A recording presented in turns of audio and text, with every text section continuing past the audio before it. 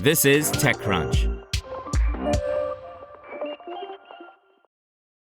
Despite their imposing presence, quantum computers are delicate beasts, and their errors are among the main bottlenecks that the quantum computing community is actively working to address. Failing this, promising applications in finance, drug discovery, and material science may never become real. That's the reason why Google touted the error correction capacities of its latest quantum computing chip, Willow. And IBM is both working on delivering its own fault-tolerant quantum computer by 2029 and collaborating with partners like Qedma, an Israeli startup in which it also invested, as TechCrunch exclusively learned. While most efforts focus on hardware, Qedma specializes in error mitigation software. Its main piece of software, QESEM, or Quantum Error Suppression and Error Mitigation, analyzes noise patterns to suppress some classes of errors while the algorithm is running and mitigate others in post-processing. Qedma's co-founder and chief scientific officer, Professor Dorit Aharonov, once described as a member of quantum royalty for her and her father's contributions to the field, said this enables quantum circuits up to 1,000 times larger to run accurately on today's hardware without waiting for further advancements on error correction at the computer level. IBM itself does both quantum hardware and software, and some of its partners, like French startup Pascal, also develop their own hardware. But it sees value as well in partnering with companies more narrowly focusing on the software layer, like Qedma and Tiger Global-backed Finnish startup Algorithmic. Its VP of Quantum, Jay Gambetta, told TechCrunch. That's because IBM thinks driving quantum further requires a community effort. If we all work together, I do think it's possible that we will get scientific accepted definitions of quantum advantage in the near future, and I hope that we can then turn them into more applied use cases that will grow the industry, Gambetta said. Quantum advantage usually refers to demonstrating the usefulness of quantum over classical computers. But useful is a very subjective term, Gambetta said. In all likelihood, it will first apply to an academic problem, not a practical one. In this context, it may take more than one attempt to build consensus that it's not just another artificial or overly constrained scenario. Still, having a quantum computer execute a program that a classical computer can't simulate with the same accuracy would be an important step for the industry, and Qedma claims it is getting closer. It's possible that already within this year, we'll be able to demonstrate with confidence that the quantum advantage is here, CEO and co-founder Asif Sinha said. With a doctorate in physics, Sinha previously worked as a physicist at Magic Leap, then at a multi-billion-dollar AR company with a large R&D center in Israel.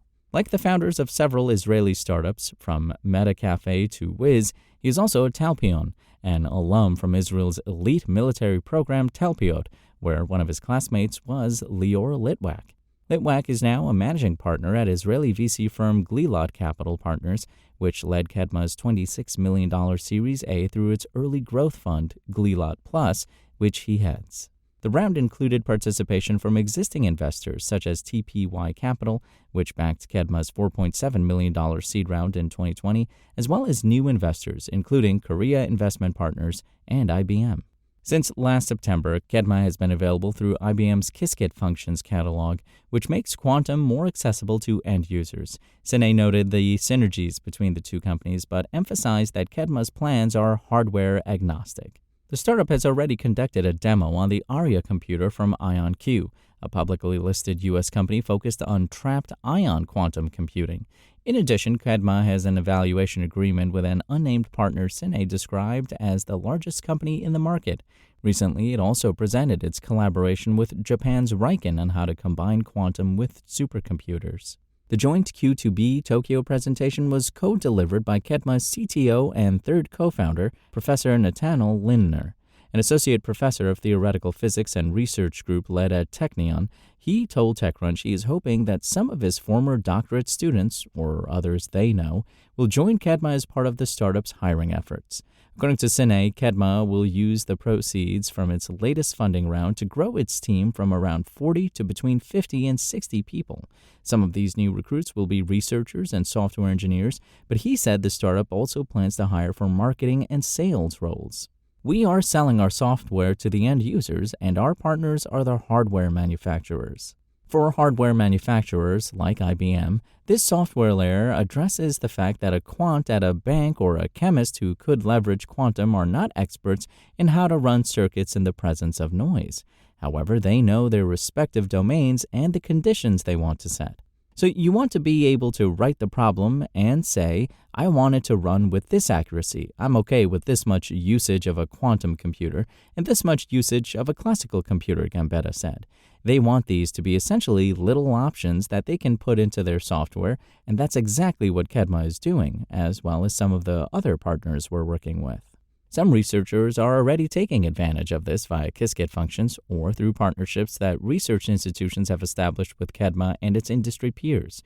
But the debate is still open as to when these experiments will become larger and when quantum advantage will materialize for the broader world. Qedma hopes to accelerate the timeline by providing a shortcut. Unlike error correction at the computer level, which adds overhead that limits scalability, Qedma's approach doesn't require more quantum bits or qubits. Our claim is that we can get quantum advantage even before 1,000,000 qubits are achieved, Lindner said. However, other companies are approaching that issue from different angles. For instance, French startup Alice & Bob raised $104 million earlier this year to develop a fault-tolerant quantum computer whose architecture relies on cat qubits, which are inherently protected against certain errors, reducing the need for more qubits. But Qedma is not dismissive of the race for more qubits. Since it acts as a booster either way, its team wants hardware to have as many qubits as possible and the best qubits possible. In practice, though, it will be hard to maximize both at once, just like software-based error mitigation typically means longer runtimes. The best choice will depend on the specific task, but first, quantum will have to get to those tasks.